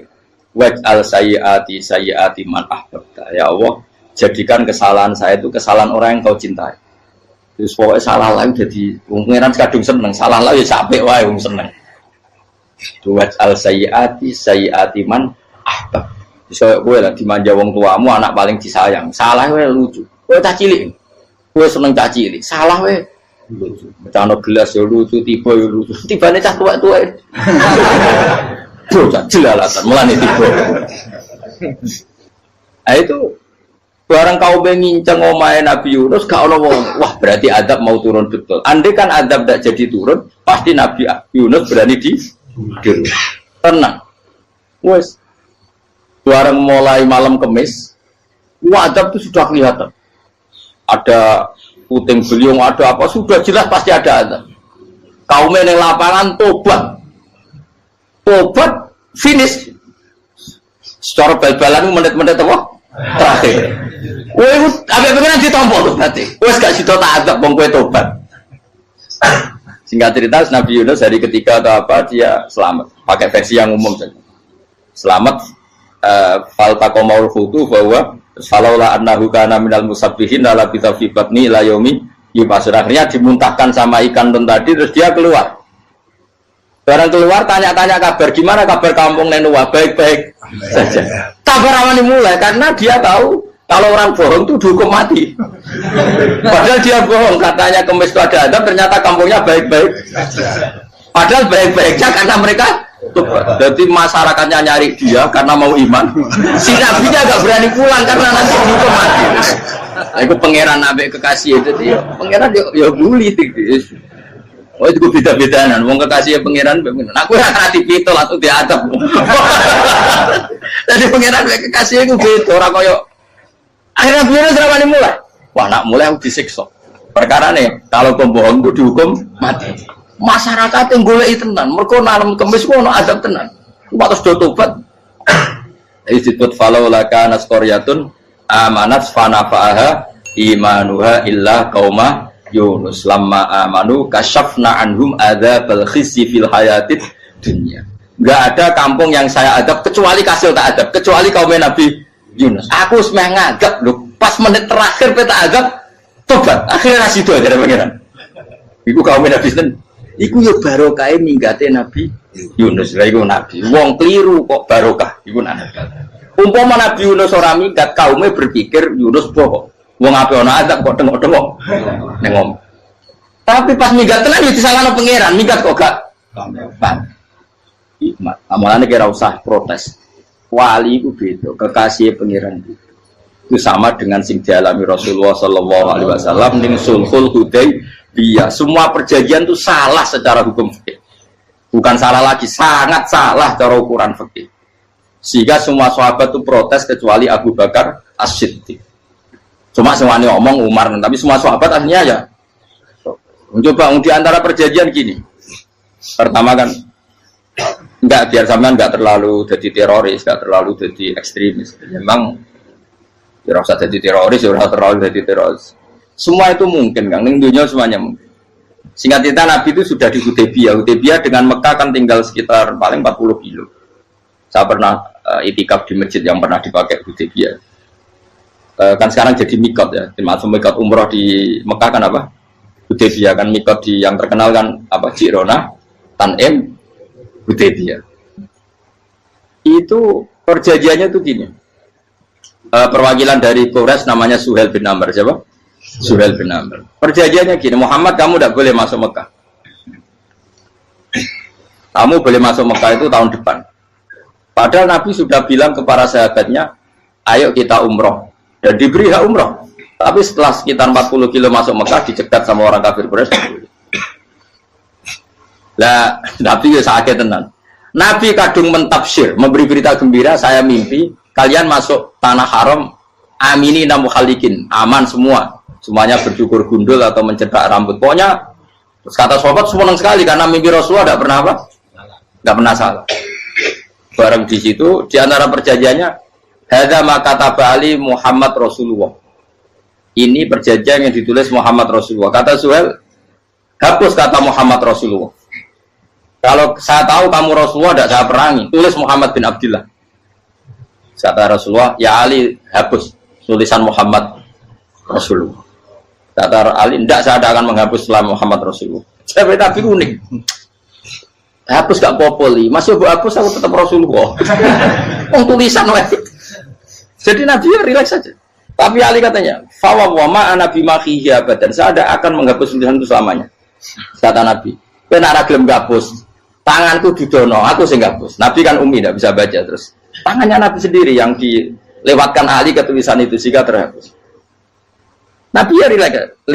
Wong tulisan aku ora ditulis Rasulullah ya tetap Rasulullah. Nabi masih relax.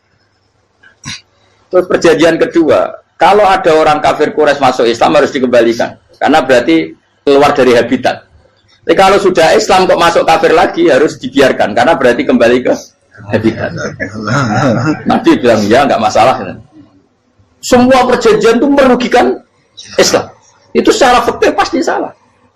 Akhirnya Umar itu protesnya keras sekali. Ya Rasulullah, apa engkau masih Nabi? Utakayu sengak. Apa engkau masih Nabi? Dan Nabi siapa santai bala ya saya masih Nabi. Tapi kenapa kamu hinakan kita dan memberikan kehormatan pada orang-orang kafir itu? Siapa kan Nabi lucu? Ya agama itu kayak pangeran. Masih aku perjanjian yang ngono kok pangeran sing angkat agama iki tenang wae. Kan Nabi ku perjanjian gue manusia gampang. Jadi Nabi itu sange imannya Allah tetap yu'izzu hadzal-din. Allah pasti memuliakan ini agama. Apapun perjanjian yang diciptakan manusia. Makanya bapak saya, Mbah Mun guru saya itu ngaram-ngaram tenan mikir Islam. Islam mbok pikir haram, ono sing duwe. Ben ngono. Dunya rusak kok apa ben. Tetep Islam ku mulya. Rasa mbok pikir wis keliru-keliru lah perjanjiane dunya keliru lah. Lu coba Uni Soviet kayak apa hegemoninya? Kayak apa kuatnya Uni Soviet? 100 tahun mengkooptasi Uzbek, Tajikistan dan tapi apa bisa menghilangkan keimannya orang Uzbek Ceknya? Ketika Uni Soviet bubar langsung malah negara-negara itu jadi persemakmuran yang negara apa? Indonesia kayak apa? Dikooptasi PKI, dijajah Londo 350. Mbah Soleh Darat alim zaman Londo, buyut-buyutku alim zaman Londo. Iku semondok Mekah ya alim. Zaman PKI ada wong alim. Saiki ayo zaman Islam Nusantara apa ono sing alim koyo. Itu Islam menarik zaman wis di regani negara, zaman rung dinegani negara iku wis mul. Karena ini agama milik Allah. Punya ketahanan yang luar ya, semuanya dari Nabi tentang kayak perjanjian salah lah, tidak apa-apa. Inna wa ta'ala a'azza hadati. Inna wa ta'ala la yudhi'u dinahu wa la yudhi'u. Pokoknya pengiran bakal ngebar agamanya orang masalah perjanjian keliru lah. Perjanjian ketiga itu semuanya merugikan Islam. Tapi apa kata Abu Bakar ketika protes Nabi gak dijawab, datang ke Abu Bakar. Menurut kamu gimana? Jawab Abu Bakar lucu. Makanya ini menunjukkan makanya kenapa ahli sunnah berkeyakinan Abdul Sahabat itu siapa? Jawab Abu Bakar, wes samar, perjanjiannya keliru lah, wes keliru lah, kayak geremeng-geremeng santai negeri. Tapi la tadkhul bainahu wa baina habib. Kamu jangan masuk wilayah itu hubungannya orang yang terkasih sama kekasihnya. Wes gak masuk akal lah, semuni menengah. Ya sehingga ya sudah Allah ternyata. Nah perjanjian keempat ini yang agak Nabi hanya minta gini toh. Itu saya turuti semua, tapi saya minta satu hal kata Nabi. Bolehkan diskusi tentang Islam terbuka. Makanya diskusi terbuka itu baru kata Nabi. Jangan larang orang mendiskusikan Islam. Itu dok mintanya. Oke dari Suel, diskusi wae pikirannya Suel kan, diskusi wae. Enggak masuk Islam, diskusi. Jangan larang orang yang membicarakan Islam secara terbuka. Ada kata terbuka dari Suel, oke enggak masalah. Itu cok, yang itu pun enggak jelas menguntungkan Islam apa? Enggak. Akhirnya apa yang terjadi? Darun Nadwa, tempat-tempat pertemuan, jaro saat ini gerdu, gedung parlemen, semuanya itu diskusi. Sajane Muhammad itu sopot, konsep Islam itu, dan semua yang cerdas juga. Sajane ya bener Muhammad. Membawa tuh banyak giok tenan. Banyak giok tenan waktu kok di. Terus nak Yahudi, Yahudi ora bener bisa, Nasrani ora bener pengiran atau. Wah diskusi. Suwe-suwe hasil diskusi sepakat, jadi tetap bener Muhammad. Ini bener Muhammad. Akhirnya hasil diskusi itu akhirnya mereka membatalkan perjanjiannya sendiri. Perkara baru kayak apa? Malah Nabi ketika balik di Medina, Umar sempat protes yang dalam. Oke ya Rasulullah, saya terima konsep Anda, tapi saya menyisakan satu pertanyaan. Jadi jenengan itu ana ayat yang nurjuna la tadkhulunal masjidal harama insyaallahu aminina muhalliqina ru'usakum. Lah kok nyatane ra sida mlebu Mekah, malah kita terusir kembali lagi ke Madinah. Lha iku Nabi agak lucu ngendikan. Mar, ning ayat iku ra gak ana taune. Apa ana ayat iku taun iki? Sing ngatene taun iki ra kowe. Dari Nabi yo ora ana taune ya. Ora ana taune kok taun iki dhewe kan kira-kira. Ayat itu kan gak ana taune, Umar sing biar nafsiri tahun ini. Wong suatu saat kamu akan masuk Masjidil Haram. Tapi kan gak orang tahu deh ayat itu. Apa di ayat itu ada tahunnya Umar? Dan Allah bilang tahun ini ya enggak, ya sudah kalau gak ada tahunnya ya pokoknya mesti kapan-kapan terjadi. Tapi orang saya itu. Kalau Sugih Rugen kan gak ada tahun nih, orang saya. Mau aku tuh gak ada Sugih, tapi tampung tahu. Bisa suwi. Nah, akhirnya apa yang terjadi? Ada diskusi masif di Mekah. Setiap yang cerdas, setiap Nabi tanya, Abu Sufyan siapa? Nabi mau komentar gini, sama siapa teksnya? Misluhu la yajhalul Islam. Kalau Islam sudah didiskusikan, otak secerdas Ikrimah bin Abi Jahal, secerdas pasti tidak bodoh tentang Islam. Maknanya pasti akal yang waras memilih Islam. Wah, akhirnya Islam jadi masif. Ya sudah, karena Islam sudah masif, tokoh-tokohnya cenderung Islam, akhirnya perjanjian itu dibatalkan sendiri. Akhirnya waro'aitan nasa yadkhuluna fi dinillahi afwaja. Akhirnya mereka berbondong-bondong masuk. Itu artinya apa? Nabi itu gak perjanjian cara fikih keliru wae, cara fikih cara dzahire keliru wae, tetap barokah karena punya hubungan khusus dengan Allah Subhanahu wa taala. Makanya la tadkhul bainahu wa baina habib. Itu kan kayak ya sudah seperti itu. Di pangeran makanya Sayyid Ali itu Sohibu Simtiduran nak dungo di antara doanya waj al sayyiati man ahbabta. Jadikan ya Allah kesalahan saya kesalahan orang yang engkau cinta. Karena ulama nyontono ngene, saiki Nabi Adam ambek iblis itu padha salah itu. Enggak jawab. Padha salah iblis itu salah bodoni Nabi Adam salah dilarang mangan wit khuldi tetep mangan. Mau trimo rayuane sinten? Iblis. Tapi wong piye-piye pangeran ku seneng Nabi Adam. Sediluk diusir bar sumat tabahu rabbuhu fataba alaihi wa bar langsung Adam ora metu kok swarga diwarai. Damke kepengin tak sepuro nggih, tak warai dongane. Iblis tak diwarai. Mane kena donga, lompat. Dadi mane ya pokoke wong disenengi ku menang kan. Lah kaya piye donga iku, kowe ora bakat wali biasa wae iki cerita. Ya sudah seperti ya, tapi emang ya sudah seperti itu. Nabi Adam itu orang pati keusir tenan itu fatawat ko Adam Robbi kalimatin fatata. Jadi orang terlalu jauh dari surga. Kemana lagi pas pertama medun ke bumi sampai awal diwarai beberapa kalimat sing dadekno di sepuro. Kawat al sayyiati man ahbabta. Ini penting kalau ada namanya. Wilayah-wilayah kenabian itu wilayah yang kita tidak pernah tahu detailnya, tapi kita yakin Nabi itu para kekasih Allah. Dan agama Islam itu juga agama paling diridhoi. Maka di zaman apapun, kecewa apapun dengan perjanjian dengan negara maupun dengan dunia, Islam tetap di rumah pangeran. Itu ora usah kuat. Mikir Islam ku keliru. Nangit mayo oleh nak mikir keliru. Agama pangeran kok pikir. Sama masyhur. Sayyidina Umar itu kan khalifah paling sukses masalah futuhat. Di masalah apa? Futuhat. Dan Ibnu Umar setiap jalan-jalan itu dibully sama orang-orang. Ya Ibnu Umar, mbok ya kamu itu minta sama bapak kamu supaya dia nyebut penggantinya siapa. Atau bikin suksesi lah. Jangan kok dia khalifah sukses kemudian tidak jelas juntrungannya. Kan dia tetap mati suatu saat. Saking nggak kuatnya Abdul bin Umar, dia matur, ya Abah, engkau harus suksesi. Siapa ya pemimpin setelah jenengan? Lah kenapa? Orang-orang bilang kalau ada orang misalnya penggembala kambing terus ditinggal gelanggang itu dianggap dosa karena kambingnya pasti kocar. Apalagi ini urusan umat. Kamu tahu-tahu mati sebelum sesi ini pasti kacau. Umar langsung marah. Agama Islam juga sama dengan kambing kata Umar. Agama Islam agamanya pangeran, mesti diurusi pangeran. Aku mau khilafah. Aku mau sukses. Ben aku ora usah mikir. Engko ora diurusi pangeran. Jadi Umar itu justru sangat hormatnya sama Islam itu dengan cara gak mau mikir Islam. Gak mikir berarti gak khidmah ya, tetap mengkhidmati Islam. Seperti saya ini kan yang khidmati Islam lewat mulan. Tapi orang tahu mikir nasib Islam. Islam orang kondang piye. Ditinggal Abu Bakar melaku, Umar melaku. Wali Songo mbek kowe rak mulya Wali Songo. Saiki jurus mudin yo mlaku, jurus KUA yo mlaku. Jurus mubalek sing kadang matre ku yo mlaku. Berapa kiai sing dadi oknum perkara proposal ya agama ya. Wong bapak udah kanca kiai ku mudin, anake mondok. Bareng saking suwene dadi mudin, zaman iku mudin urung untuk gaji kono negara. Anake njuk dhuwit muni spontan, cung ora ono mati kok njuk dhuwit.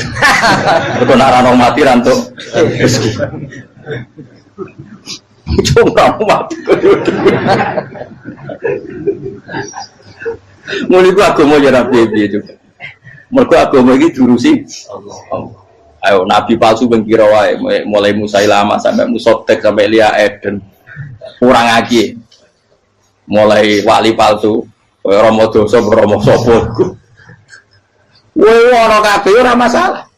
Uni Soviet kayak apa mengkooptasi Ceknya Uzbek akhirnya ya kalah Uni Soviet. Lagi Ceknya Uzbek jadi negara Islam kayak apa Donald Trump Islamfobia, tapi sekarang orang Amerika malah berbodong-bodong masuk nopo Islam kayak ambek pikir malah Islam konsepnya malah rusak. Mereka terus di metodologi harusnya penyebaran Islam itu begini, harusnya Mbah Mungkira pangeran ngomongnya harusnya Islam kadang melaku ya lewat mudin ya. Saya itu punya santri, ini kisahnya nyata. Itu lahirnya di Bali, itu bisa baca Fathul Mu'in. Lahirnya di Bali. Bahkan dia ketika SD itu tukang mimpin lagu Hindu. Bali itu Hindu. Karena dia ketua kelas, tapi Islam. Semua. Jadi dia ikut. Gara-gara jadi babay itu bakal sate neng Bali. Ya bakal sate berhubung sukses, ponakane misalnya ini diajak orang Madura kan, aslinya orang Madura. Setelah kampung itu menjadi kampung Muslim, lama-lama berkebutuhan punya masjid. Berhubung wis anake kiai ana masjid mosok ora di wong alim. Akhirnya anake dipondokno di Jawa. Pondokno di Jawa iso maca muin terus ngaji sama saya. Jadi saya neng Bali ku ana wong ora muin, ya ana santri di Bali maca muin. Ning Jawa kadang wong ora iso maca muin. Jadi terima bakal sate muter. Kayak Islam di Indonesia gara-gara pedagang Gujarat, meskipun sejarah itu diperdebatkan ya gara-gara dagang, karena mereka Muslim ya akhirnya menyebarkan apa? Jadi semudah itu Allah. Termasuk konflik Ali bin Muawiyah itu barokahnya sama susahnya konflik itu masih banyak barokahnya. Sayyidina Ali sama Sayyidina Muawiyah, karena kita ahli sunnah ya tidak menyalahkan salah satu madzhab ahli sunnah. Itu barokahnya beliau konflik itu banyak sahabat yang migrasi, ada yang ke Cina, ada yang kemana-mana, termasuk yang diyakini para sejarawan ada yang ke Selat Malaka, termasuk akhirnya sampai ke Baros itu. Barokahnya orang nggak nyaman di Yaman itu di Syria sama di Irak. Jadi Allah ngendikan marojal bahro ini nopo yal taqiyan, dua mata air itu dipertemukan, itu banyak muara sungai itu bermuara teng nopo laut. Kados kali Kapuas, kali pundi-pundi ini sawangane bermuara teng laut. Yaltakian di sawangannya ketemu. Tapi itu semua hanya firoil apa? Ini dalam pandangan waktu. Kulo nate banyak ngaji tenggene kitab-kitab karangan Imam Rozi. Imam Rozi itu ulama tafsir besar ingkang menjelaskan posisi Quran sebagai wahyu yang berkarakter bahasa. Jadi Quran ini wahyu, dia mesti bener. Tapi piye wae Quran itu bahasa. Ini rungaken ya. Jadi Quran piye wae napa? Bahasa. Jadi mungkin sampean gak kaget. Mungkin sampean gak kaget wong imane sampean ipan mokong, ora wati paham lah iman napa? Mokong. Tapi kok anak putune sampean kok iso janggal mbek Quran. Nak generasine kula jenengan ra iso jawab, ku anak putune jenengan wis ra iman mbek Quran. Iman raturan, jadi gak diilmiah. Contohnya ngeten nggih. Ketika banyak ilmuwan itu bisa dari orang Islam piyambak, dari orang Barat, baik itu sekuler, orientalis, Kristen, Katolik, macam-macam. Ketika banyak ilmuwan itu penemuannya lebih diakui secara ilmiah ketimbang tulisan-tulisan agama, itu kan menimbulkan keguncangan. Ndadekno iman iku oleh.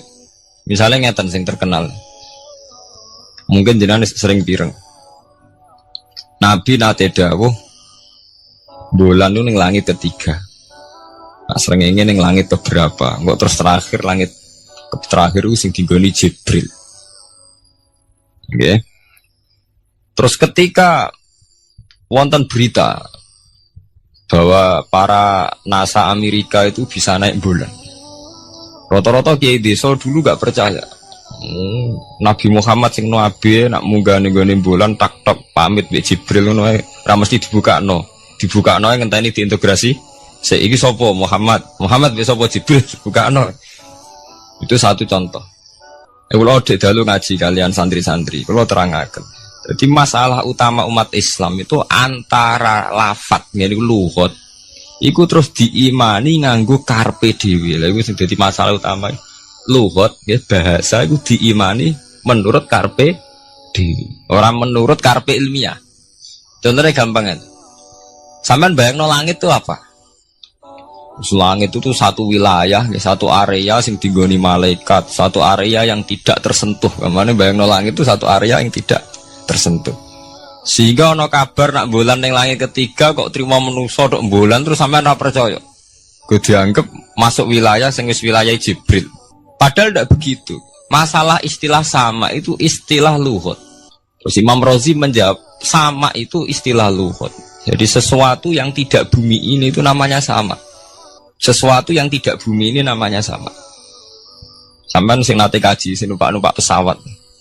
Kulo nggih nate numpak pesawat sing jarak-jarak jauh. Sampean ndelok dhuwur nggih langit. Ngisor nggih napa? Langit. Sampean nak buka teng pesawat king jendela. Delok ngisor ngeten nggih langit, delok dhuwur nggih napa? Langit. Sebab itu istilah langit itu hanya untuk menunjuk, istilah sama itu hanya menunjuk sesuatu yang tidak bumi. Terus Imam Razi mencontohkan Allah dawuh alam taro kaifa daraballahu masalan kalimatan kasajaratin apa thayyibatin asluha sabitun fil ardi wa far'uha apa fis sama nggih asluha sabitun apa fil ardi wa far'uha apa fis sama. Kalimat thayyibah kaya uwit sing thayyibah jadi uwit kurma asluha sabitun fil ardi akare wit kurma menghunjam ning bumi wa far'uha fis sama cabang-cabangnya atau dahane fis sama. Ya, artinya kan sederhana loh ya. Wit kurma ku dahane fis sama. Sama artinya mosok koyok bayangane sampean sesuatu yang bener-bener gak tersentuh.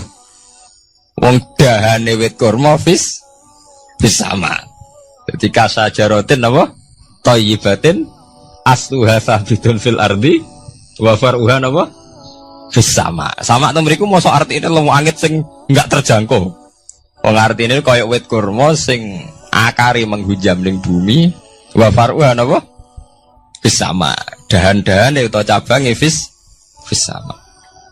Sebab itu istilah sama tenggene Quran itu menunjuk satu arti yang tidak bumi.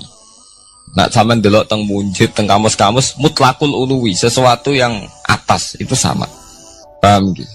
Sebab itu ketika ditemukan, nah ini kalau cerita astronomi, ini iman itu dibaringi mbek ilmu. Nak cara ilmu falak, cara ilmu astronomi, bumi itu kan berputar. Ketika kita di atas, kita ngalami siang. Ketika kita di bawah, kita ngalami malam. Orang kok srengenge ambles ning bumi ini. Lah nak srengenge ambles ning bumi, logikanya kan mboten masuk akal. Mergo srengenge luwih gede. Mosok iso ketelan barang sing luwih cilik. Nah, tapi kenapa istilah-istilahnya kok hatta idza balagha maghribas syamsi wajadaha taghrubu fi ainin hamiatin. Nak wis wayahe sore, ben delok srengenge sawangane ya surup ning mata air. Gua anggere sore sampean delok nang gunung, nggih. Nak sore sampean teng gunung, sampean delok srengenge sawangane ambles teng laut. Wajadaha taghrubu fi ainin hamiyah. Lah itu jalan keluarnya apa ya? Kayak Imam Suyuti ini firaqil aini sawangane. Jadi piye wae Quran itu pakai lugat, tapi balik ning istilah sawangane. Jadi Quran itu tidak mesti memutuskan sesuatu itu sak mestine. Sawangane firaqil aini. Ya podo. Kaya air tawar ambek air asin, sawangane ketemu, nyatane keudek-udek. Wong sangka sungai mengalir ke laut. Tapi sawangane Allah tetap bikin karakter masing-masing. Dan keduanya tetap sesuai dengan karakter masing-masing. Jadi ahli fisika nu paham betul. Benda mbok adu kaya apa tetap mereka bawa ciri masing-masing. Go kabeh nggawa gene masing-masing. Berarti ketemu sawangane tok, hakikate ndak pernah mau napa? Ketemu. Ini jenenge firaqil. Sebab itu banyak ayat-ayat yang terjawab oleh teori firaqil aini. Jadi itu sawangan. Jadi itu masalah-masalah ilmiah yang bisa menjawab beberapa kejanggalan, yes. Beberapa kejanggalan dohirin nas agama. Zaman kudu paham mergi banyak sekarang misalnya kayak manusia itu ketika bisa deteksi janin. Ahli dokter kandungan lewat macam-macam peralatan itu nggih. USG macam-macam mak saged ngerti janin itu lanang atau wedok. Nah dhisik kiye-kiye kuno ada 5 perkara sing roh apa tok, kapan udan, kapan wong mati. Terus sing ning jero kandungane wong wedok iku lanang apa wedok sing roh Allah tok. Kiye-kiye kuno ngoten. Tapi sakniki wong paling percaya urusan mati tok. Urusan udan secara falak, secara astronomi saged dideteksi to. Wong falak iku iso ngerti iki musim rendeng. Musim ketiga, pergerakan angin sampai ndelok ning perkaryaan cuaca ki rata-rata bener. Nggih betul, musim angin, musim hujan, musim kering. Secara ilmiah ngene ku wong ngene ku wae.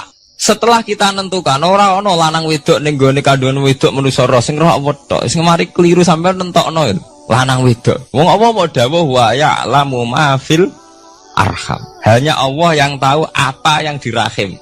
Ma itu cara nahwu itu mubham. Ma itu tidak harus menunjuk laki atau perempuannya. Ma itu lafadz sing mubham. Seringkali kita mendengar ketika orang tawasul mengucapkan kata ila ruhi, ila arwahi, dan ila hadrati. Bahkan ada juga yang mengatakan ila ruhi fi jasadi.